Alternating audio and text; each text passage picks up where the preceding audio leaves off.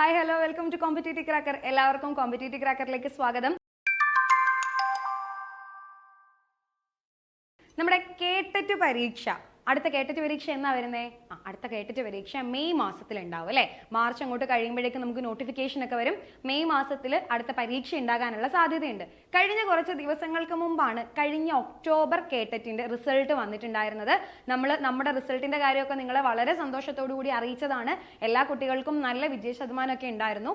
അപ്പോൾ അടുത്ത കേട്ടറ്റ് പരീക്ഷയ്ക്ക് വേണ്ടി തയ്യാറായിക്കൊണ്ടിരിക്കുന്നവരോടാണ് എനിക്കിനി സംസാരിക്കാനുള്ളത്. നമ്മൾ എന്തിനു വേണ്ടിയിട്ടാണ് കേട്ടറ്റ് എഴുതുന്നേ? ഞാനിവിടെ പറയാൻ പോണത് കേട്ടറ്റ് 3 മലയാളത്തെ കുറിച്ചാണ് കേട്ടോ. നമ്മൾ എന്തിനു വേണ്ടിയിട്ടാണ് കേട്ടറ്റ് എഴുതുന്നത്? നമുക്ക് സ്കൂൾ ക്ലാസ്സുകളിൽ പഠിപ്പിക്കാൻ വേണ്ടിയിട്ടാണ്. അപ്പോൾ കേട്ടറ്റ് 3 എന്ന് പറയുമ്പോൾ നമുക്ക് ഹൈസ്കൂൾ ക്ലാസ്സുകളിൽ പഠിപ്പിക്കാനുള്ള യോഗ്യതയാണെന്ന് നമുക്കറിയാം. അപ്പോൾ കേട്ടറ്റ് 3 മലയാളം ആകുമ്പോഴോ 8, 9, 10 ക്ലാസ്സുകളിൽ നമുക്ക് എന്ത് ചെയ്യാം? കുട്ടികളെ മലയാളം പഠിപ്പിക്കാം. ഹൈസ്കൂൾ ക്ലാസ്സുകളിൽ മലയാളം പഠിപ്പിക്കാം. അപ്പോൾ അടുത്ത കേട്ടറ്റ് പരീക്ഷ ആർക്കൊക്കെ എഴുതാം? ഇപ്പോൾ BEd പഠിച്ചുകൊണ്ടിരിക്കുന്നവർക്ക് എഴുതാം, BEd കഴിഞ്ഞവർക്ക് എഴുതാം. അപ്പോൾ ഒരുപാട് കാലമായി പഠിച്ച് കഴിഞ്ഞ ആളുകൾ ഉണ്ടാകും, നിലവിൽ പഠിച്ചുകൊണ്ടിരിക്കുന്ന ആളുകൾ ഉണ്ടാകും, കുറേ തവണയായിട്ട് എഴുതിയിട്ട് കിട്ടാത്തവരുണ്ടാകും. ഇങ്ങനെയുള്ളവരെല്ലാവരും നിങ്ങളുടെ കൂട്ടത്തിലുണ്ടാകും. ആരായിരുന്നാലും മെയിലെ കേട്ടിട്ട് ഇനി പറയുന്നത് പോലെ പഠിച്ചു കഴിഞ്ഞാൽ നിങ്ങൾക്ക് എന്ത് ചെയ്യാൻ പറ്റും? ഈസിലി ക്ലിയർ ചെയ്യാനായിട്ട് സാധിക്കും. അപ്പോൾ നമ്മൾ ഇന്ന് നോക്കാൻ വേണ്ടി പോകുന്നത് നമുക്ക് എവിടെ നിന്നാണ് തുടങ്ങണ്ടേ? മുൻ വർഷ ചോദ്യ പേപ്പറുകളിൽ നിന്നാണ്. ഏതൊരു കോമ്പറ്റേറ്റീവ് എക്സാമിന് നമ്മൾ പ്രിപ്പയർ ചെയ്യുമ്പോഴും മുൻ വർഷ ചോദ്യ പേപ്പറുകളാണ് നമുക്ക് ഏറ്റവും വലിയൊരു അടിസ്ഥാന റിസോഴ്സ് എന്ന് പറയുന്നത്. കാര്യം എന്ന് വെച്ച് കഴിഞ്ഞാൽ മുൻ വർഷങ്ങളിൽ ചോദിച്ചിട്ടുള്ള ചോദ്യം എത്തരത്തിലൊക്കെയാണ് വന്നിട്ടുള്ളത് എന്നൊരു ഐഡിയ കിട്ടിക്കഴിഞ്ഞാൽ ഇനി വരാനിരിക്കുന്ന പരീക്ഷയെ നമുക്ക് അങ്ങനെ നേരിടാനായിട്ട് സാധിക്കും. സോ നമ്മൾ ഇന്ന് നോക്കാൻ വേണ്ടി പോകുന്നതും കഴിഞ്ഞ ഈ ഒക്ടോബർ കേട്ടറ്റിന്റെ മലയാളത്തിന് K3 മലയാളത്തിന് വന്നിട്ടുള്ള കുറച്ച് ചോദ്യങ്ങളെയും അതിന്റെ വിശകലനവും ഒക്കെയാണ്. അപ്പോൾ നമുക്ക് നമ്മുടെ ക്ലാസ്സിലേക്ക് പോകാം. ഞാൻ ഷിബിന, കോമ്പറ്റേറ്റീവ് ക്രാക്കറിലെ മലയാളം അധ്യാപികയാണ്. നമുക്ക് നമ്മുടെ ക്ലാസ് നോക്കാം. അപ്പോൾ കഴിഞ്ഞ കേട്ടറ്റ് മലയാളത്തിന് ചോദിച്ച ഒരു ചോദ്യമാണിത്. കുമാരനാശാന്റെ പ്രരോദനം എന്ന കാവ്യത്തിന്റെ പ്രമേയമായി വരുന്നത്. കുമാരനാശാന്റെ പ്രരോദനം എന്ന് പറയുന്ന കാവ്യത്തെ നമുക്കറിയാം അല്ലെ. അപ്പൊ ആ പ്രരോദനം എന്ന് പറയുന്ന കാവ്യത്തിന്റെ ഇതിവൃത്തമായിട്ട് വരുന്നത് എന്താണ് എന്നാണ് ചോദിച്ചിരിക്കുന്നത്. കേരളവർമ്മ വലിയ കോയി തമ്പുരാന്റെ മരണം, ശ്രീനാരായണ ഗുരുവിന്റെ വിയോഗം, AR രാജരാജവർമ്മയുടെ മരണം, മലബാർ ലഹള. ഇതിൽ ഏതാ വരിക? ഇതില് കുമാരനാശാന്റെ പ്രരോദനം എന്ന് പറയുന്ന കൃതിയുടെ അല്ലെങ്കിൽ കാവ്യത്തിന്റെ പ്രമേയം ഏതാ വരിക? നമ്മളിൽ ഭൂരിഭാഗം പേർക്കും അറിയാവുന്നവരാണ് അല്ലെ. മലയാളമൊക്കെ ഡിഗ്രി ഒക്കെ പഠിച്ച് PG ഒക്കെ പഠിച്ച ആളുകളാണെന്നുണ്ടെങ്കിൽ സുഖമായിട്ട് നമുക്കറിയാം. എന്താണ്? AR രാജരാജവർമ്മയുടെ മരണമാണ് എന്തെന്ന് പറയുന്നത് പ്രരോദനം എന്ന് പറയുന്ന കാവ്യത്തില് കുമാരനാശാൻ എന്ത് ചെയ്ത് വെച്ചിരിക്കുന്നത്? ആവിഷ്കരിച്ച് വെച്ചിരിക്കുന്നത്. ഓക്കെ, അപ്പൊ അതിനെ നമുക്ക് എന്തെന്ന് പറയാം? വേണമെങ്കിൽ ഒരു വിലാപകാവ്യത്തിന്റെ ഒരു ഛായയിൽ പെടുത്താം, പക്ഷെ പൂർണ്ണമായിട്ടും സാധിക്കുകയില്ല. അപ്പൊ ഈ പ്രരോദനത്തെ പറ്റി നമ്മൾ പറയുകയാണെങ്കിൽ ശാർദൂല വിക്രീഡിതം എന്ന് പറയുന്ന വൃത്തത്തിലാണ് ഈ പ്രരോദനം എന്ന് പറയുന്ന കാവ്യം രചിച്ചിട്ടുള്ളത്. അതും നമുക്ക് പരീക്ഷകളിൽ ചോദിക്കാറുള്ളതാണ്. അപ്പൊ ARന്റെ വിയോഗത്തില് അനുശോചനം രേഖപ്പെടുത്തിക്കൊണ്ട് നമ്മുടെ കുമാരനാശാൻ എഴുതിയിട്ടുള്ള കാവ്യമാണ് ഏത് എന്ന് പറയുന്നത്? പ്രരോദനം എന്ന് പറയുന്നത്. അതിന്റെ വൃത്തം ഏതാണ്? ശാർദൂല വിക്രീഡിതമാണ്. ഏതാണ്? ശാർദൂല വിക്രീഡിതമാണ്. ഓക്കെ, അപ്പൊ അവിടെ ഒരു കാര്യം കൂടെ നമ്മൾ ശ്രദ്ധിക്കണം. നമ്മുടെ 4 ഓപ്ഷനിൽ ഏറ്റവും അവസാനത്തെ ഓപ്ഷൻ ഏതാണ്? മലബാർ ലഹള. കുമാരനാശാന്റെ ഏതെങ്കിലും കാവ്യങ്ങളിൽ മലബാർ ലഹള പശ്ചാത്തലമായിട്ട് കടന്നു വരുന്നുണ്ടോ? തീർച്ചയായിട്ടും ഉണ്ട്. ഏത് കൃതിയിലാണ്? ദുരവസ്ഥയിലാണ്. എവിടെയാണ്? ദുരവസ്ഥയിൽ. ദുരവസ്ഥ എന്ന് പറയുന്ന കാവ്യത്തിന്റെ പശ്ചാത്തലം എന്താണ്? മലബാർ ലഹളയാണ്. മലബാർ ലഹള, മലബാർ കലാപവും ഒക്കെയാണ്, വംശകലാപം ഒക്കെയാണ് എവിടെ വരുന്നത്? ദുരവസ്ഥ എന്ന് പറയുന്ന കാവ്യത്തിൽ വരുന്നത്. അതായത് നമ്മൾ സാവിത്രി എന്ന് പറയുന്ന അന്തർജന സ്ത്രീയുടെയും ചാത്തൻ പുലയന്റെയും ഒക്കെ കഥ എവിടെ കാണാം? ദുരവസ്ഥ എന്ന് പറയുന്ന കാവ്യത്തിൽ കാണാം. അപ്പൊ മലബാർ കലാപവും അല്ലെന്നുണ്ടെങ്കിൽ മലബാർ ലഹളയും വടക്കൻ മലബാറിലെ വർഗീയ കലാപങ്ങളൊക്കെയാണ് എവിടെ പശ്ചാത്തലമാകുന്നത്? ദുരവസ്ഥ എന്ന് പറയുന്ന കാവ്യത്തില് പശ്ചാത്തലമാകുന്നത്. അപ്പൊ നമുക്ക് ചോദിച്ചിട്ടുള്ള ചോദ്യത്തിലെ 2 ഓപ്ഷനുകൾ ആരുമായി ബന്ധപ്പെട്ടതാ? കുമാരനാശാനുമായിട്ട് ബന്ധപ്പെട്ടതാണ്. അവിടെയാണ് നമുക്ക് ഉത്തരത്തിലെ പിഴവ് വരാൻ സാധ്യതയുള്ളത്. അപ്പൊ പ്രരോദനം എന്ന് പറയുന്നത് ARന്റെ വിയോഗത്തിൽ അനുശോചിച്ച് എഴുതിയതാണെങ്കിൽ ദുരവസ്ഥ ഉത്തര മലബാറിലെ കലാപങ്ങളെ, വർഗീയ കലാപങ്ങളുടെ അടിസ്ഥാനത്തിൽ എഴുതിയിട്ടുള്ളതാണ് എന്ന് നമുക്ക് മനസ്സിലാക്കാനായിട്ട് സാധിക്കും. ഓക്കെ, അപ്പൊ ഈ ഒരു ചോദ്യത്തിൽ വന്നിട്ടുള്ള കാര്യങ്ങളൊക്കെ നിങ്ങൾക്ക് മനസ്സിലായി എന്ന് കരുതുന്നു. അപ്പൊ അടുത്തൊരു ചോദ്യം നമുക്ക് നോക്കാം. നമ്മുടെ അടുത്ത ചോദ്യമാണ് താഴെ നൽകിയിരിക്കുന്നവയിൽ യോജിക്കാത്തത് ഏത്? എന്താ കൊടുത്തിട്ടുള്ളത്? നോവലുകളും അതിലെ കഥാപാത്രങ്ങളുടെ പേരുമാണ് കൊടുത്തിട്ടുള്ളത്. അതിൽ യോജിക്കാത്ത ഗണം ഏതെന്ന് തിരിച്ചറിയാനാണ് നമ്മളോട് ആവശ്യപ്പെട്ടിരിക്കുന്നത്. 4 കെട്ട് മജീദ്, തട്ടകം ഉണ്ണീരിക്കുട്ടി, ഒരു ദേശത്തിന്റെ കഥ ശ്രീധരൻ, മരുഭൂമികൾ ഉണ്ടാകുന്നത് കുന്തൻ. ഇതിൽ ഏതാണ് തെറ്റായ ജോഡി എന്ന് പറയുന്നത്? നമുക്കറിയാവുന്ന കാര്യമാണ്. ഏതാണ് തെറ്റായ ജോഡി? നാലുകെട്ടാണ് അല്ലെ. ആരുടേതാ നാലുകെട്ട്? MT വാസുദേവൻ നായരുടെ കൃതിയാണ് നാലുകെട്ട് എന്ന് പറയുന്നത്. 1958 നാലുകെട്ട് പുറത്തു വരുന്നത്. 1959 നോവലിനുള്ള കേരള സാഹിത്യ അക്കാദമി പുരസ്കാരം ലഭിച്ചിട്ടുള്ള കൃതി കൂടിയാണ് നാലുകെട്ട് എന്ന് പറയുന്നത് അല്ലെ. 1958 പുറത്തു വരുന്നു. 59 എന്ത് കിട്ടി? കേരള സാഹിത്യ അക്കാദമി അവാർഡ് കിട്ടി അല്ലെ. കേരള സാഹിത്യ അക്കാദമി അവാർഡ് കിട്ടിയിട്ടുള്ള കൃതി കൂടിയാണ് നാലുകെട്ട്. നാലുകെട്ടിലെ കഥാപാത്രം അപ്പൊ ആരാ? മജീദാണോ? അല്ല. പിന്നെ ആരാണ്? അപ്പുണ്ണിയാണ് അല്ലെ. ആരാണ് നാലുകെട്ടിലെ കഥാപാത്രം? അപ്പുണ്ണിയാണ് നാലുകെട്ടിലെ കഥാപാത്രം എന്ന് പറയുന്നത്. അപ്പൊ മജീദ് എവിടെയാണ്? മജീദ് ആരുടെ കഥാപാത്രമാണ്? വൈക്കം മുഹമ്മദ് ബഷീറിന്റെ കഥാപാത്രമാണ്. ഏത് നോവലിലെ കഥാപാത്രമാണ്? ബാല്യകാല സഖിയിലെ, വൈക്കം മുഹമ്മദ് ബഷീറിന്റെ ബാല്യകാല സഖിയിലെ കഥാപാത്രമാണ് ആര് എന്ന് പറയുന്നത്? മജീദ് എന്ന് പറയുന്നത് അല്ലെ. ബാല്യകാല സഖിയിലെ കഥാപാത്രമാണ് ആര്? മജീദ് എന്ന് പറയുന്നത്. അപ്പൊ നാലുകെട്ടില് അപ്പുണ്ണിയാണ്. മജീദ് എവിടെയാണ്? ബാല്യകാല സഖിയിലാണ്. ബാക്കിയുള്ള ഓപ്ഷൻസ് കൂടെ നമുക്കൊന്ന് നോക്കാം. തട്ടകം. തട്ടകം എന്ന് പറയുന്നത് ആരുടെ നോവലാ? VV അയ്യപ്പൻ. കോവിലൻ എന്ന തൂലികാ നാമത്തിൽ അറിയപ്പെടുന്ന VV അയ്യപ്പന്റെ നോവലാണ്. ഏറെ പ്രശസ്തമായിട്ടുള്ള നോവലാണ് തട്ടകം എന്ന് പറയുന്നത്. അപ്പോൾ ഉണ്ണീരിക്കുട്ടി തട്ടകത്തിലെ കഥാപാത്രമാണ്. കണ്ടാണിശ്ശേരി എന്ന് പറയുന്ന ഗ്രാമത്തിന്റെ കഥ പറയുന്ന തട്ടകം വയലാർ അവാർഡും കേന്ദ്ര സാഹിത്യ അക്കാദമി അവാർഡും ഒക്കെ ലഭിച്ചിട്ടുള്ള കൃതിയാണ് ഏത്?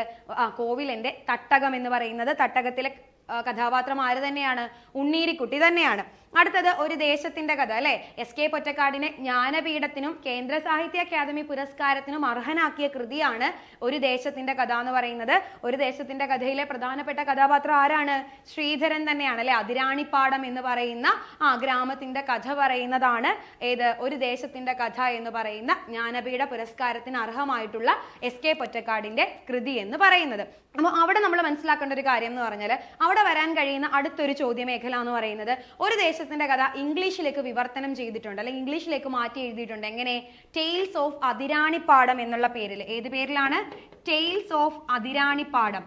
ടെയിൽസ് ഓഫ് അതിരാണിപ്പാടം എന്നുള്ള പേരില് എന്ത് ചെയ്തിട്ടുണ്ട്? ഇംഗ്ലീഷിലേക്ക് എഴുതിയിട്ടുണ്ട്. ഈ ടെയിൽസ് ഓഫ് അതിരാണിപ്പാടം ആരാ എഴുതുന്നതെന്ന് അറിയാമോ? ശ്രീദേവി K നായരും രാധിക P മേനോനും കൂടെ ചേർന്നിട്ടാണ് ടെയിൽസ് ഓഫ് അതിരാണിപ്പാടം, നമ്മൾ ഒരു ദേശത്തിന്റെ കഥയെ ടെയിൽസ് ഓഫ് അതിരാണിപ്പാടം എന്നുള്ള പേരിൽ ഇംഗ്ലീഷിലേക്ക് മാറ്റിയിട്ടുള്ളത്. ഓറിയന്റ് ബ്ലാക്ക് സ്വാൻ ആണ് ഇത് ഇംഗ്ലീഷിൽ ഈ പുസ്തകം പ്രസിദ്ധീകരിച്ചിരിക്കുന്ന പ്രസാധകർ എന്ന് പറയുന്നത്. അപ്പൊ അത് ഓർത്ത് വെച്ചോളുക. അടുത്തത് കുന്തൻ കഥാപാത്രമാകുന്നത് ആനന്ദിന്റെ മരുഭൂമികൾ ഉണ്ടാകുന്നത് എന്ന നോവലാണ്. അപ്പൊ മരുഭൂമികൾ ഉണ്ടാകുന്നത് എന്നുള്ള നോവൽ ആരാ എഴുതിയിട്ടുള്ളത്? നമ്മുടെ ആനന്ദാണ് അല്ലെ. ആനന്ദാണ് മരുഭൂമികൾ ഉണ്ടാകുന്നത് എന്ന നോവൽ എഴുതിയിട്ടുള്ളത്. കുന്തൻ മാത്രമാണോ അതിലെ കഥാപാത്രം? അല്ല. റൂത്ത് എന്ന് പറയുന്ന മറ്റൊരു കഥാപാത്രം കൂടി എവിടെയുണ്ട്?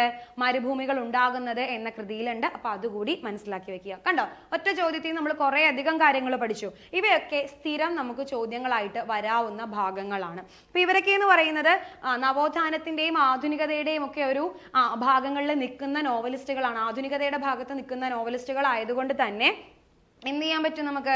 ഇവരിൽ നിന്നൊക്കെയുള്ള ചോദ്യങ്ങൾ ധാരാളമായിട്ട് പ്രതീക്ഷിക്കാം. തകഴിയുടെ കഥാപാത്രങ്ങൾ, MTയുടെ കഥാപാത്രങ്ങൾ, ബഷീറിന്റെയും കേശവദേവിന്റെയും ആനന്ദിന്റെയും ഒക്കെ SK പൊറ്റക്കാടിന്റെയും ഒക്കെ കഥാപാത്രങ്ങൾ സ്ഥിരം ചോദ്യമായിട്ട് വരാറുള്ളതാണ്. അപ്പൊ ഈ ഒരു ചോദ്യത്തിന്റെ ഉത്തരം നമുക്ക് മനസ്സിലായല്ലോ. അപ്പൊ നാലുകെട്ടില് മജീദ് അല്ല, ആരാണ്?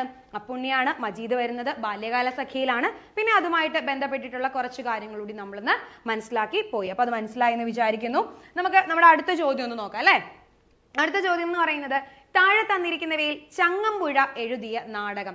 ചങ്ങമ്പുഴ എന്ന് പറയുന്നത് കാൽപ്പനിക പ്രസ്ഥാനത്തിൽ പെട്ട ഒരു കവിയാണ് അല്ലെ. ചങ്ങമ്പുഴ കൃഷ്ണപിള്ള കാൽപ്പനിക കവിയാണ്. എന്നാൽ തന്നെയും ഇങ്ങനെ കവികളായിട്ടുള്ളവർ എന്ത് ചെയ്യാറുണ്ട്? നാടകങ്ങൾ അല്ലെ. അവരുടെ മേഖലയിൽ നിന്ന് മാറി മറ്റൊരു സാഹിത്യ രൂപം എഴുതുമ്പോൾ അതൊരു ചോദ്യമായിട്ട് നമുക്ക് വരാനുള്ള സാധ്യതകൾ ഏറെയാണ്.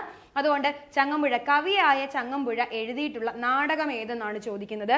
കൂട്ടുകൃഷി, തോറ്റില്ല, ദേവയാനി, ഋഷ്യശൃംഗനും അലക്സാണ്ടറും. നമുക്ക് നോക്കാം. ഇത് 4 നാടകങ്ങളാണ് കേട്ടോ. അപ്പൊ ഇതിൽ ഏതാണ് ചങ്ങമ്പുഴയുടെ നാടകം? ചങ്ങമ്പുഴയുടെ നാടകം എന്ന് പറയുന്നത് ദേവയാനിയാണ്. ഏതാണ്? ദേവയാനിയാണ് ചങ്ങമ്പുഴയുടെ നാടകം എന്ന് പറയുന്നത്. അപ്പൊ ബാക്കിയുള്ളത് ആരുടെയാണെന്ന് നോക്കാം നമുക്ക്. കൂട്ടുകൃഷി ആരുടേതാണ്? ഇടശ്ശേരി ഗോവിന്ദൻ നായരുടേതാണ്. ഇടശ്ശേരിയുടേതാണ് എന്ത്? കൂട്ടുകൃഷി എന്ന് പറയുന്ന നാടകം. തോറ്റില്ല ആരുടെയാണ്? തോറ്റില്ല നമ്മുടെ തകഴിയുടെ നാടകമാണേ. ഋഷ്യശൃംഗനും അലക്സാണ്ടറോ? വൈലോപ്പിള്ളി ശ്രീധരമേനോന്റെ നാടകമാണ് എന്ത്?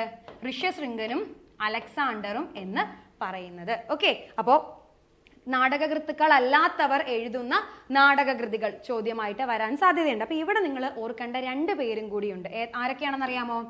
ബഷീറും എം ടിയും. ആരൊക്കെയാണ്? ബഷീറും എം ടിയും. ബഷീറിന്റെ നാടകം ഏതാ? കഥാബീജമാണ് ബഷീറിന്റെ നാടകം എന്ന് പറയുന്നത്. ചോദിക്കാൻ സാധ്യതയുണ്ട്. എം ടിയുടെ നാടകമാണ് ഗോപുര നടയിൽ എന്നുള്ളത്. ഏതാണ്? ഗോപുര നടയിൽ എന്നുള്ളത് എം ടിയുടെ നാടകവും ആണ്. അപ്പോൾ ഇത് ഓർത്തു വെക്കുക. അപ്പോൾ നാടകകൃത്തുക്കളല്ലാത്തവർ അല്ലെ, മറ്റു സാഹിത്യ രൂപങ്ങളില് പ്രശസ്തി നേടിയിട്ടുള്ള സാഹിത്യകാരന്മാർ എഴുതുന്ന നാടകങ്ങൾ ഇമ്പോർട്ടന്റ് ആണ്. നമുക്ക് പരീക്ഷയ്ക്ക് ചോദിക്കാനുള്ള സാധ്യത ഏറെയാണ്. ഇപ്പൊ കൂട്ടുകൃഷി ഇടശ്ശേരിയുടേതാണ്, തോറ്റില്ല തകഴിയുടേതാണ്, ദേവയാനി ആരുടേതാണ്? ചങ്ങമ്പുഴയുടേതാണ്.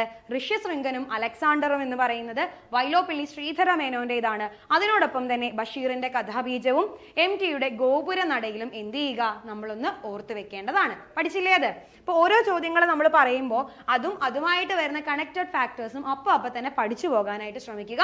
നമുക്ക് പിൽക്കാല പരീക്ഷകൾക്ക് എന്തായാലും ഉപകാരപ്പെടും. അടുത്തൊരു ചോദ്യം നോക്കാം. നിരൂപണത്തിന്റെ മേഖലയിൽ നിന്ന് വന്നിട്ടുള്ള ഒരു ചോദ്യമാണ്. പി.കെ. രാജശേഖരന്റെ പിതൃഘടികാരം എന്ന വിമർശന കൃതി ഏത് നോവലിനെ ആസ്പദമാക്കിയുള്ളതാണ്? അപ്പൊ കണ്ടില്ലേ, അപ്പൊ കൃതികൾ ആരുടേതാണ്? ഇപ്പൊ പിതൃഘടികാരം എന്നുള്ള കൃതി ആരാണ് എഴുതിയതെന്ന് ചോദിച്ചു കഴിഞ്ഞാൽ നമുക്ക് പി.കെ. രാജശേഖരനാണെന്ന് പറയാം. കാര്യം നമ്മൾ നിരൂപണത്തിൽ പി.കെ. രാജശേഖരനെ പറ്റി പഠിക്കുന്നുണ്ട്. പക്ഷെ ചോദിച്ചിരിക്കുന്നത് എന്താണ്? ആ കൃതി, പിതൃഘടികാരം എന്ന് പറയുന്ന കൃതി ഏത് നോവലിനെ ആസ്പദമാക്കിയിട്ടുള്ളതാണ്? അതായത് ഉള്ളിലേക്ക് ഇറങ്ങിയുള്ള ചോദ്യങ്ങൾ നമ്മുടെ കേട്ടിട്ട് പരീക്ഷയ്ക്ക് ചോദിച്ചു. സാധാരണ അങ്ങനെ വരാറില്ലാത്തതാണ്, പക്ഷെ ഇത്തവണ അങ്ങനെ മാറി ചോദിച്ചു. അതായത് ചോദ്യങ്ങളുടെ പാറ്റേൺ മാറുന്നുണ്ട് എന്ന് തന്നെയാണ് അർത്ഥം, അല്ലെ? വിഷകന്യക, കയർ, മീശ, ഖസാക്കിന്റെ ഇതിഹാസം, ഇതിൽ ഏത് നോവലിനെ ആസ്പദമാക്കിയിട്ടാണ് പി.കെ. രാജശേഖരന്റെ പിതൃഘടികാരം എന്നുള്ള കൃതി വന്നിട്ടുള്ളത്, നിരൂപണ ഗ്രന്ഥം വന്നിട്ടുള്ളതെന്നാണ് ചോദ്യം. ഉത്തരമായിട്ട് വരുന്നത് ഏതാണ്? ഖസാക്കിന്റെ ഇതിഹാസമാണ്. ഒ.വി. വിജയന്റെ ഖസാക്കിന്റെ ഇതിഹാസമാണ് പിതൃഘടികാരം എന്നുള്ള കൃതിയില് അല്ലെങ്കിൽ അവലോകനം ചെയ്തിരിക്കുന്ന നോവല് എന്ന് പറയുന്നത്. അങ്ങനെയാണെങ്കിൽ വിഷകന്യക ആരുടേതാണ്? എസ്.കെ. പൊറ്റക്കാടിന്റേതാണ്. കയർ തകഴിയുടേതാണ്. കയറിനൊരു പ്രത്യേകതയുണ്ട്. എന്താണ്?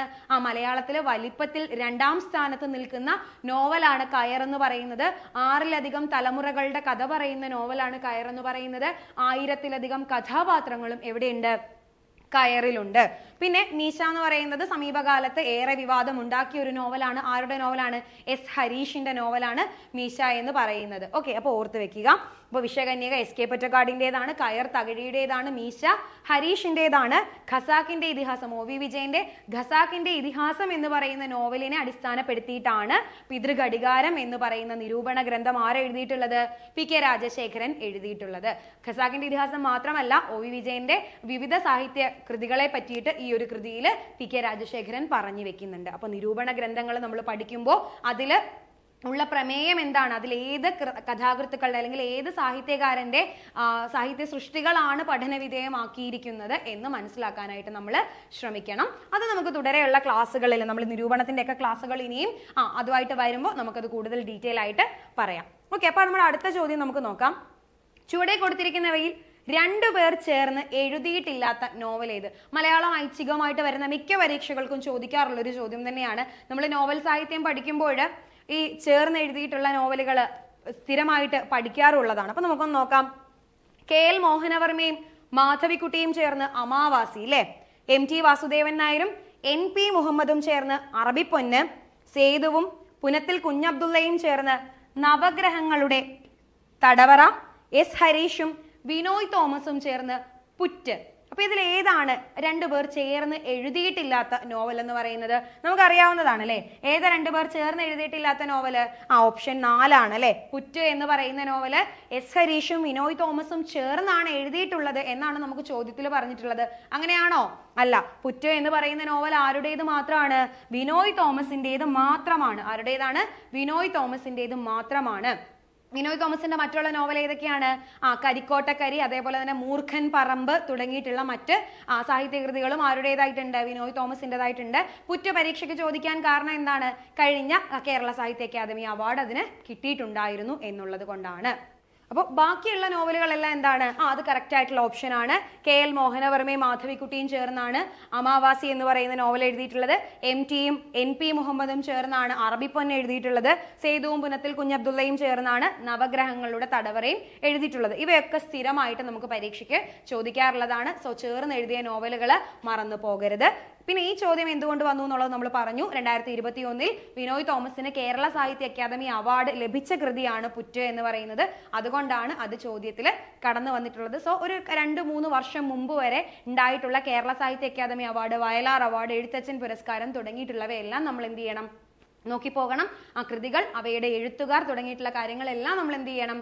നമ്മൾ ഒന്ന് നോക്കി പോകേണ്ടതായിട്ടുണ്ട് പരീക്ഷയ്ക്ക്. അതുമായിട്ട് ബന്ധപ്പെട്ട ചോദ്യങ്ങൾ ഉണ്ടാകും. ഓക്കെ, അപ്പോൾ നമുക്ക് നമ്മുടെ അടുത്ത ചോദ്യം കൂടി നോക്കാം. വൈലോപ്പിള്ളി ശ്രീധരമേനോന്റെ നിര്യാണത്തെ തുടർന്ന് സച്ചിദാനന്ദൻ എഴുതിയ കവിത ഏതെന്നാണ് ചോദിക്കുന്നത്. മേഘരൂപൻ, ഇവനെ കൂടി, അന്നം, ഒരു ചരമക്കുറിപ്പ്. ഏതാണ്? ഇതും സ്ഥിരം നമുക്ക് ചോദിക്കാറുള്ള ഒരു ചോദ്യമാണ്. ഏത് ആൻസർ ആയിട്ട് വരിക? ഇവനെ കൂടിയാണ് കേട്ടോ. സച്ചിദാനന്ദന്റെ ഇവനെ കൂടി എന്ന് പറയുന്ന കവിത വൈലോപ്പിള്ളി ശ്രീധരമേനോന്റെ നിര്യാണത്തെ തുടർന്ന് എഴുതിയിട്ടുണ്ടായിട്ടുള്ള ഒരു കവിതയാണ്. അങ്ങനെയാണെങ്കിൽ ഇവിടെ നമ്മൾ ശ്രദ്ധിക്കേണ്ട, ഒരാൾ മറ്റൊരാളെ കുറിച്ച് എഴുതിയ കവിത എന്നുള്ളതാണല്ലോ ഉദ്ദേശിക്കുന്നത്. അങ്ങനെയാണെങ്കിൽ ഓപ്ഷൻ എയോ മേഘരൂപൻ ആരുടെ കവിതയാണ്? മേഘരൂപൻ എന്ന് പറയുന്നത് ആറ്റൂർ രവിവർമ്മയുടെ കവിതയാണ്. ആരുടേതാണ്? ആറ്റൂർ രവിവർമ്മയുടെ കവിതയാണ് എന്ത്? മേഘരൂപൻ എന്ന് പറയുന്നത്. ആറ്റൂർ ആരെ കുറിച്ച് എഴുതിയിട്ടുള്ളതെന്ന് അറിയാമോ? കവിയായ P. കുഞ്ഞിരാമൻ നായരെ കുറിച്ചാണ് കേട്ടോ. P.യെ കുറിച്ചാണ് എവിടെ എഴുതിയിട്ടുള്ളത്? മേഘരൂപൻ എന്ന് പറയുന്ന കവിതയിൽ എഴുതിയിട്ടുള്ളത്. അതേപോലെ അന്നം എന്ന് പറയുന്ന കവിത, അന്നം ആരുടെ കവിതയാണ്? ബാലചന്ദ്രൻ ചുള്ളിക്കാടിന്റെ കവിതയാണ് അന്നം എന്ന് പറയുന്നത് കേട്ടോ. ബാലചന്ദ്രൻ ചുള്ളിക്കാടിന്റെ കവിതയാണ് അന്നം എന്ന് പറയുന്നത്. നിങ്ങളിൽ പലരും പണ്ട് സ്കൂൾ ക്ലാസ്സുകളിൽ പഠിച്ചിട്ടുണ്ടാകാൻ സാധ്യതയുള്ള ഒരു കവിത കൂടിയാണ് അന്നം എന്ന് പറയുന്നത്. അന്നം എന്ന് പറയുന്നത് ഒരു സംഭാഷണത്തിന്റെ ഛായയിൽ എഴുതിയിട്ടുള്ള ഒരു കവിതയാണ്. ബാലചന്ദ്രൻ ചുള്ളിക്കാടും വൈലോപ്പിള്ളി ശ്രീധരമേനോനും കൂടെ ഒരു സംഭാഷണം നടത്തുന്ന രീതിയിൽ എഴുതിയിട്ടുള്ള കവിതയാണ് അന്നം എന്ന് പറയുന്നത്. ഓക്കെ, അപ്പോൾ ഒരാൾ മറ്റൊരാളെ കുറിച്ച് എഴുതിയ കവിത, അതേപോലെ തന്നെ ചേർന്ന് എഴുതുന്ന നോവലുകൾ, ഇതൊക്കെ നമുക്ക് ചോദ്യമായിട്ട് വരാനുള്ള സാധ്യതകൾ ഏറെയാണ്. കുറെ കൂടി ആഴത്തിൽ ഉള്ള ചോദ്യങ്ങൾ നമുക്ക് കേട്ടിട്ട് പരീക്ഷകൾക്ക് ഇനി പ്രതീക്ഷിക്കാം എന്ന് സാരം. ഓക്കെ, അപ്പോൾ അടുത്തൊരു ചോദ്യം കൂടെ നമുക്ക് നോക്കാം. ലീലാതിലകത്തിന്റെ അധ്യായങ്ങൾ അറിയപ്പെടുന്ന പേരേതാണെന്നാണ് ചോദിക്കുന്നത്. നമുക്കറിയാം സംസ്കൃത ലക്ഷണശാസ്ത്ര ഗ്രന്ഥമാണ് എന്തെന്ന് പറയുന്നത് ലീലാതിലകം എന്ന് പറയുന്നത്. പാട്ടിന്റെയും മണിപ്രവാളത്തിന്റെയും ഒക്കെ ലക്ഷണം നിർവചിച്ചു വെച്ചിരിക്കുന്നത് ലീലാതിലകത്തിന്റെ 1-ാം അധ്യായത്തിലാണെന്ന് നമുക്കറിയാം. 8 അധ്യായങ്ങൾ മൊത്തം ഉണ്ടെന്ന് നമുക്കറിയാം ആണല്ലോ.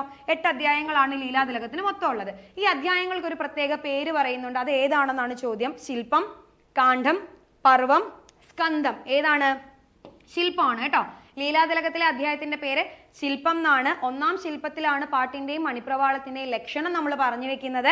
ആകെ 8 ശില്പങ്ങളാണ് എവിടെയുള്ളത്? ലീലാതിലകത്തിനുള്ളത്. 14-ാം നൂറ്റാണ്ടിലാണ് ഇത് രചിക്കപ്പെട്ടതെന്നാണ് കരുതുന്നത്. എഴുത്തുകാരൻ ആരാണെന്ന് കൃത്യമായിട്ട് നമുക്ക് ഗണിക്കപ്പെട്ടിട്ടില്ല ഇതുവരെ. അങ്ങനെയാണെങ്കിൽ കാണ്ഡങ്ങൾ, കാണ്ഡം എന്ന് പറയുന്നത് ഏതിലെ അധ്യായങ്ങളെ പറയുന്ന പേരാണ്? രാമായണത്തിലെ അധ്യായങ്ങളെ പറയുന്ന പേരാണ് കാണ്ഡം എന്ന് പറയുന്നത്. പർവം എന്ന് പറയുന്നത് മഹാഭാരതത്തിലെ അധ്യായങ്ങളാണ് കേട്ടോ. സ്കന്ധം എന്ന് പറയുന്നതോ ഭാഗവതത്തിലെ അധ്യായങ്ങളോ ആണ്. അപ്പോൾ ഇത് ഓർത്തു വെച്ചോളുക. സ്കന്ധം എന്ന് പറയുന്നത് ഭാഗവതത്തിലെ അധ്യായങ്ങൾക്ക് പറയുന്ന പേരാണ്. പർവങ്ങൾ എന്ന് പറയുന്നത് മഹാഭാരതത്തിലെ അധ്യായങ്ങൾക്ക് പറയുന്ന പേരാണ്. കാണ്ഡം എന്ന് പറയുന്നത് രാമായണത്തിലെ അധ്യായങ്ങളാണ്. ശില്പം എന്ന് പറയുന്നത് ലീലാതിലകത്തിലെയാണ്. അങ്ങനെയാണെങ്കിൽ നമ്മൾ ലീലാതിലകം പറഞ്ഞതുകൊണ്ട് തന്നെ പാഠഭാഷയിലെ ആദ്യത്തെ കൃതിയായിട്ടുള്ള രാമചരിതം ഇല്ലേ, രാമചരിതത്തിലെ അധ്യായങ്ങളെ നമ്മളൊരു പേര് പറയും. എന്തു പറയും? പടലങ്ങൾ എന്ന് പറയും. എന്തു പറയും? പടലങ്ങൾ എന്ന് പറയും. അതുകൂടി നിങ്ങൾ ഓർത്ത് വെച്ചോളുക. എന്തായാലും കവിതാ സാഹിത്യം നമുക്ക് പഠിക്കാനായിട്ട് ഉള്ളതാണ്. ചിലപ്പോൾ അതായിരിക്കും അടുത്ത പരീക്ഷയ്ക്ക് നമുക്ക് ചോദ്യമായിട്ട് വരാൻ സാധ്യത ഉണ്ടാവുക. ഓക്കെ, അപ്പോൾ നമുക്ക് അടുത്ത ചോദ്യം നോക്കാം. മലയാളത്തിലെ ആദ്യത്തെ അപസർപ്പക നോവൽ ഏത്? ഇല്ലേ, നോവലുകളുടെ കൂട്ടത്തില് ചരിത്ര നോവലും സാമൂഹിക നോവലും ഒക്കെ ഉണ്ട്. അതിൽ അപസർപ്പക നോവൽ, എന്താ ഈ അപസർപ്പക നോവൽ എന്ന് പറയുന്നത്? ഡിറ്റക്റ്റീവ് നോവൽ അല്ലെ, അല്ലെങ്കിൽ കുറ്റാന്വേഷണ നോവൽ. നമ്മുടെ ഷെർലോക്ക് ഹോംസിനെ ഒക്കെ പോലെ കുറ്റാന്വേഷണ നോവലിനെയാണ് അപസർപ്പക നോവൽ എന്ന് പറയുന്നത്. മലയാളത്തിലെ ആദ്യത്തെ അപസർപ്പക നോവൽ ഏതാണെന്നാണ് ചോദ്യം. ഭാസ്കരമേനോൻ, ലക്ഷ്മി കേശവം, പാറപ്പുറം, പറങ്ങോടി, പരിണയം. ഇതിലേതാ വരിക? ഭാസ്കരമേനോനാണ് കേട്ടോ. ഭാസ്കരമേനോൻ ആരുടേതാണ്? അപ്പൻ തമ്പുരാന്റേതാണ്. അപ്പൻ തമ്പുരാന്റെ ഭാസ്കര മേനോനാണ് മലയാളത്തിലെ ആദ്യത്തെ അപസർപ്പക നോവൽ അല്ലെങ്കിൽ കുറ്റാന്വേഷണ നോവൽ എന്ന് പറയുന്നത്. 1905 രസികരഞ്ജിനി എന്ന് പറയുന്ന മാസികയിലാണ് ഈ നോവല് പ്രസിദ്ധീകരിക്കുന്നത് കേട്ടോ. 1905 രസികരഞ്ജിനിയിലാണ് ഇത് പ്രസിദ്ധീകരിക്കുന്നത്. അന്ന് പ്രസിദ്ധീകരിച്ചിരുന്ന സമയത്ത് ഇതിന്റെ പേര് ഭാസ്കര മേനോൻ എന്നായിരുന്നില്ല. എന്തായിരുന്നു? ഒരു ദുർമരണം എന്നായിരുന്നു. എന്തായിരുന്നു? ഒരു ദുർമരണം എന്നായിരുന്നു. അപ്പൊ ഭാസ്കര മേനോൻ ആദ്യത്തെ അപസർപ്പക നോവലാണ് എഴുതിയിരിക്കുന്നത് അപ്പൻ തമ്പുരാനാണ്. 1905 രസികരഞ്ജിനിയിലാണ് പ്രസിദ്ധീകരിക്കുന്നത്. ഒരു ദുർമരണം എന്നുള്ള പേരിലായിരുന്നു അത് അന്ന് പ്രസിദ്ധീകരിച്ചിട്ടുണ്ടായിരുന്നത്. അപ്പൊ അടുത്തത് നമുക്കൊന്ന് നോക്കാം. പാറപ്പുറം എന്ന് പറയുന്ന നോവൽ. പാറപ്പുറം എന്ന് പറയുന്ന നോവല് കെ നാരായണ കുരുക്കളുടേതാണ്. ആരുടേതാണ്? കെ നാരായണ കുരുക്കളുടേതാണ് പാറപ്പുറം എന്ന് പറയുന്ന നോവൽ. ഇതിന് ഒരു പ്രത്യേകതയുണ്ട്. മലയാളത്തിലെ ആദ്യത്തെ രാഷ്ട്രീയ നോവലാണ്. മലയാളത്തിലെ ആദ്യത്തെ രാഷ്ട്രീയ നോവലാണ് ഏത് എന്ന് പറയുന്നത്? ആദ്യത്തെ രാഷ്ട്രീയ നോവലാണ് പാറപ്പുറം എന്ന് പറയുന്നത്. ഇവിടെ ഒരു തെറ്റിദ്ധാരണ ഉണ്ടാവരുത്. പാറപ്പുറത്ത് എന്ന് പറയുന്ന ഒരു എഴുത്തുകാരൻ നമുക്കുണ്ട്, കെ ഇ മത്തായി അല്ലെ. പാറപ്പുറത്ത് എന്ന് പറയുന്ന ഒരു നോവലിസ്റ്റും ചെറുകഥാകൃത്തും മലയാളത്തിലുണ്ട്. അതല്ല ഇവിടെ ഉദ്ദേശിക്കുന്നത്. പാറപ്പുറമാണ്. പാറപ്പുറം എന്ന് പറയുന്നത് കെ നാരായണ കുരുക്കൾ എഴുതിയിട്ടുള്ള മലയാളത്തിലെ ആദ്യത്തെ രാഷ്ട്രീയ നോവലാണ്. അടുത്ത നോക്കാം. പറങ്ങോടി പരിണയം എന്ന് പറയുന്നത്. പറങ്ങോടി പരിണയം എന്ന് പറയുന്നത് ആരുടേതാണ്? ആദ്യത്തെ ആക്ഷേപഹാസ്യ നോവലാണ്. ഏതാണ്? മലയാളത്തിലെ ആദ്യത്തെ ആക്ഷേപഹാസ്യ നോവലാണ് ഏത് എന്ന് പറയുന്നത്? പറങ്ങോടി പരിണയം എന്ന് പറയുന്നത്. ആദ്യത്തെ ആക്ഷേപഹാസ്യ നോവലാണ് പറങ്ങോടി പരിണയം എന്ന് പറയുന്നത്. അപ്പൊ ലക്ഷ്മി കേശവം എന്ന് പറയുന്നത് കോമാട്ടിൽ പാതുമേനോൻ എഴുതിയിട്ടുള്ള നോവലാണ് കേട്ടോ. ആരെഴുതിയിട്ടുള്ളതാണ്? കോമാട്ടിൽ പാതുമേനോൻ എഴുതിയിട്ടുള്ളതാണ് ഏത്? ലക്ഷ്മി കേശവം എന്ന് പറയുന്ന നോവൽ. ഇതിന്റെ പ്രത്യേകത എന്താന്ന് പറഞ്ഞാൽ നാടുവാഴിത്ത രാഷ്ട്രീയത്തിനെതിരെയുള്ള ഒരു നോവലായിരുന്നു. ഇവയൊക്കെ ആദ്യകാല മലയാള നോവലുകളുടെ കൂട്ടത്തിൽ നമ്മൾ പഠിക്കുന്നതാണ്. നമ്മൾ ആദ്യകാല നോവലുകൾ എന്ന് പറയുമ്പോൾ കുന്തലതയും ചന്തുമേനോനും ഇന്ദുലേഖയും അങ്ങനെയുള്ള കാര്യങ്ങൾ മാത്രമാണ് നോക്കി പോകാറുള്ളത്. പക്ഷെ ഈ വക കാര്യങ്ങളും കൂടി നമ്മൾ നോക്കേണ്ടതായിട്ട് ഉണ്ട്. ഓക്കെ, അപ്പൊ നമുക്ക് ഒരു ചോദ്യം കൂടി നോക്കാം. കഴിഞ്ഞ കേട്ടിട്ട് പരീക്ഷയ്ക്ക് ചോദിച്ച ഒരു ചോദ്യം കൂടി നമുക്കൊന്ന് നോക്കാം. ചെറുകഥ വാക്കും വഴിയും കഥയും ഭാവുകത്വ പരിണാമവും എന്നീ ചെറുകഥാ പഠനങ്ങൾ രചിച്ചത് ആര് എന്നാണ് ചോദിക്കുന്നത്. അപ്പൊ ചെറുകഥ ആര് രചിച്ചെന്നല്ല, ചെറുകഥ ആര് രചിച്ചു എന്നുള്ളതല്ല ചോദ്യം. ചെറുകഥാ പഠന ഗ്രന്ഥങ്ങൾ തന്നിട്ട് അത് ആര് രചിച്ചു എന്നാണ് ചോദിക്കുന്നത്. K S Ravikumar, V Rajakrishnan, M Achuthan, M P Paul. ആരുടേതാണ്? കെ എസ് രവികുമാറിൻ്റെതാണ് ചെറുകഥ വാക്കും വഴിയും കഥയും ഭാവുകത്വ പരിണാമവും തുടങ്ങിയിട്ടുള്ള കൃതികൾ എന്ന് പറയുന്നത്. അങ്ങനെയാണെങ്കിൽ വി രാജകൃഷ്ണന്റെ കൃതി ഏതാ? ഇവർ 4 പേരും ചെറുകഥാ പഠനങ്ങൾ എഴുതിയിട്ടുള്ള ആളുകൾ തന്നെയാണ്. വി രാജകൃഷ്ണന്റെ കൃതിയാണ് ചെറുകഥയുടെ ഛന്ദസ്. ഓക്കെ, ചെറുകഥയുടെ ഛന്ദസ് എന്ന് പറയുന്നത് വി രാജകൃഷ്ണന്റെ കൃതിയാണ്. എം അച്യുതനും എം പി പോളും എല്ലാം തന്നെയും എന്ത് ചെയ്തിട്ടുള്ളതാണ്? ചെറുകഥയുമായിട്ട് ബന്ധപ്പെട്ട് പുസ്തകങ്ങൾ എഴുതിയിട്ടുള്ളതാണ്. എം അച്യുതന്റെ പുസ്തകമാണ് ചെറുകഥ ഇന്നലെ ഇന്ന്. ചെറുകഥ ഇന്നലെ ഇന്ന് എന്ന പുസ്തകമാണ് ആരുടേത്? എം അച്യുതന്റേത്. എം പി പോളിൻ്റെത് ഏതാണ്? ചെറുകഥ പ്രസ്ഥാനം. ചെറുകഥ പ്രസ്ഥാനമാണ് ആരുടേത്? എം പി പോളിൻ്റെത്. ഓക്കെ, അപ്പൊ ചെറുകഥയുമായിട്ട് ബന്ധപ്പെട്ടുള്ള പുസ്തകങ്ങൾ എഴുതിയവരാണ് 4 പേരും. കെ എസ് രവികുമാറിൻ്റെത് ചെറുകഥ വാക്കും വഴിയും അതേപോലെ തന്നെ കഥയും ഭാവുകത്വ പരിണാമവും, വി രാജകൃഷ്ണന്റേത് ചെറുകഥയുടെ ഛന്ദസ്, എം അച്യുതന്റേത് ചെറുകഥ ഇന്നലെ ഇന്ന്, എം പി പോളിൻ്റെതാണ് ചെറുകഥ പ്രസ്ഥാനം എന്ന് പറയുന്നത്. ഓക്കെ, അപ്പോൾ നമ്മൾ ഇത്രയും നേരം കഴിഞ്ഞ കേട്ടറ്റ് പരീക്ഷയ്ക്ക്, കേട്ടറ്റ് 3 മലയാളം പരീക്ഷയ്ക്ക് പാർട്ട് 3 ഭാഗത്ത് നിന്ന് ചോദിച്ച കുറച്ച് ചോദ്യങ്ങൾ, അവയുടെ ഉത്തരങ്ങൾ, അവയുമായിട്ടുള്ള റിലേറ്റഡ് ഫാക്ട്സ് നമ്മൾ കുറച്ച് നോക്കി. അപ്പോൾ ഇവിടെ കൊണ്ട് ഇത് അവസാനിക്കില്ല. കാരണം നമ്മൾ പറഞ്ഞല്ലോ PYQ ആണല്ലേ, പ്രീവിയസ് ഇയർ ക്വസ്റ്റ്യൻസിൽ നിന്നാണ് നമ്മൾ പഠനം തുടങ്ങേണ്ടതായിട്ടുള്ളത്. അപ്പോൾ കുറച്ച് ചോദ്യങ്ങളെ നമ്മൾ ഇന്ന് നോക്കി. ഇനി വരുന്ന ക്ലാസ്സുകളിലൊക്കെ തന്നെ നമ്മൾ എന്ത് ചെയ്യാൻ പോവാണ്? കഴിഞ്ഞ കേട്ടറ്റ് പരീക്ഷകൾക്കൊക്കെ ചോദിച്ച ചോദ്യങ്ങളും അവയുടെ ഉത്തരങ്ങളും വിശകലനങ്ങളും ഒക്കെ ആയിട്ട് നിങ്ങളിലേക്ക് എത്തും. അപ്പോൾ ഇത്തരത്തില് കുറച്ച് ആഴത്തിലുള്ള ഒരു പഠന രീതിയാണ് ഫോളോ ചെയ്യാനായിട്ട് നിങ്ങൾ ആഗ്രഹിക്കുന്നതെങ്കിൽ ടീം കോമ്പറ്റേറ്റീവ് ക്രാക്കറിന്റെ കേട്ടറ്റ് 3 മലയാളം കോഴ്സിൽ നിങ്ങൾക്ക് ജോയിൻ ചെയ്യാം.